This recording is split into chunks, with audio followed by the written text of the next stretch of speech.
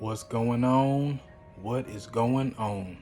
It is your boy Smooth Blaze, and I would like to welcome you back to the Blueprint Alignment of the Spirit to Conquer the Natural, Session 2, Part 4. Now, on last week, some of the areas of what we discussed were, is God really pleased with how we treat our finances? But before we get into that, please make sure you like, comment, and subscribe to my channel. Also, hit that notification bell, select all, so you will not miss one video. Now, like I reiterated at the beginning, is God pleased with what or how I treat my finances? And we gave examples on that on last video. But for this week, it's a really good question right here. Am I serving two masters? I repeat, am I serving two masters? And the worldly side of it versus the spiritual. One situation that came up, and a good example I came up with, was paying your bills versus tithes and offering. The dilemma between the two, some people say, I don't want to pay no tithes, I'm just going to focus on these bills because they're mandatory. So sometimes we'll dilute or miss our opportunities on blessings because we miss out on the spiritual side of that. Example number 2, pleasing people versus pleasing God, meaning we care more about what other people's perception of us are versus what we're doing for God. So we gotta make sure we keep that balance between those two things. Another example would be focusing on self versus helping others. In so many instances, it's okay to focus on yourself at times, but don't be so full of yourself that you forget about those persons in need. And example number 4, placing more value on people, places, and things versus God, meaning that God shall always be your center, but sometimes we run into the situation where we place value on idols or on places that we've been to or just our reputation and people's perception of what is valuable versus what God believes is valuable. So we have to run through these things. So after looking at all these examples, the biggest thing that come to mind is the idea or the word foundation. And when I did my little research on foundation, I discovered this. The foundation means the fundamental assumptions from which someone has begun or developed or calculated to be explained. Meaning that whatever your foundational piece is, you have to hold tight to that because your spirit should be your foundation. But at the end of the day, we sometimes get mind blown or confused by all the things that we've grown into. So always remember where your foundation starts and where you come from. Now, as I reflect over what is my foundation and how I put myself in that situation, here are some ways or some techniques that I've used to keep God first and still embrace the worldly blessings. There's always a way to do that. These are some things I came up. If you are interested in hearing about it, please take a pen and pad, write this stuff down, but it will bless you. Number 1, acknowledge God for what he has already done. Meaning, understand that God has already blessed you up until this point. Sometimes we can conclude it and not understand how far we've come because we're so focused on going forward. But just reflect on acknowledging what God has already done for you.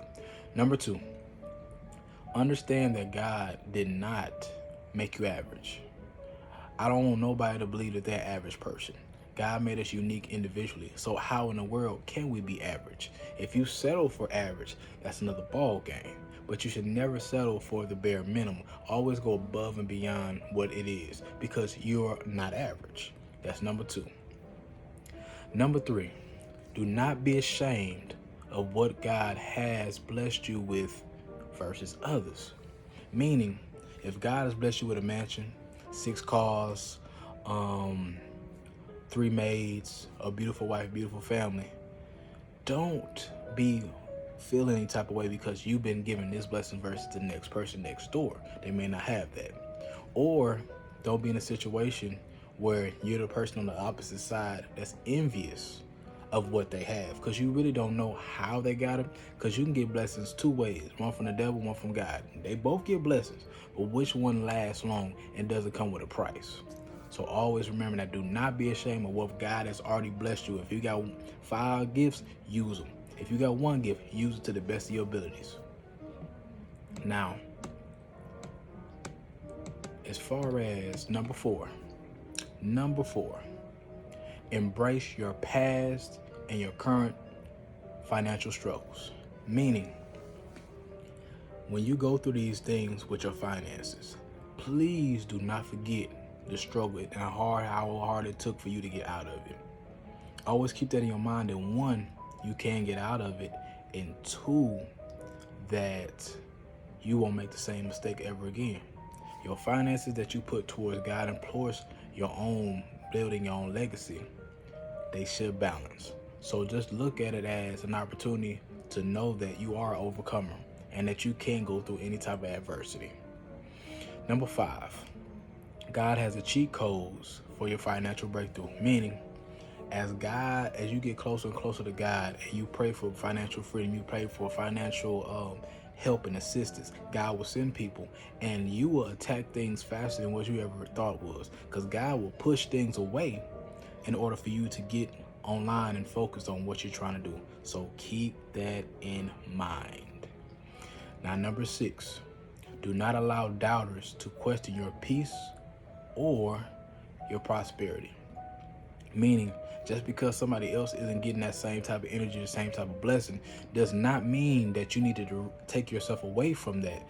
Because at the end of the day, they're doing their job. They're supposed to doubt you. They're supposed to think that what you're doing ain't significant, that your peace isn't genuine, your prosperity isn't genuine. But at the end of the day, allow God to take care of them.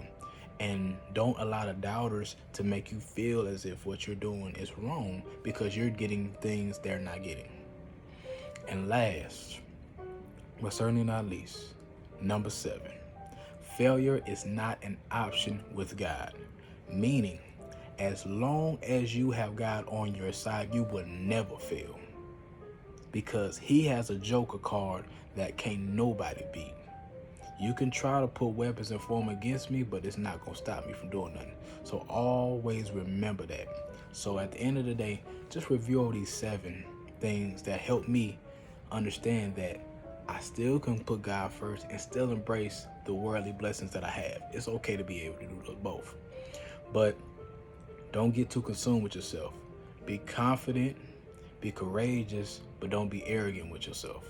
So as we close, I would like to thank you for taking the time out to watch my video. Please make sure you like, comment, and subscribe to my channel.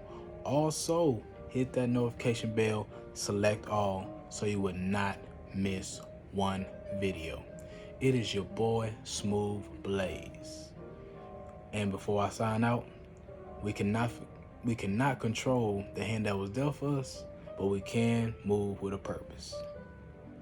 Once again, it is your boy, Smooth Blaze, and I am signing out. Peace and love.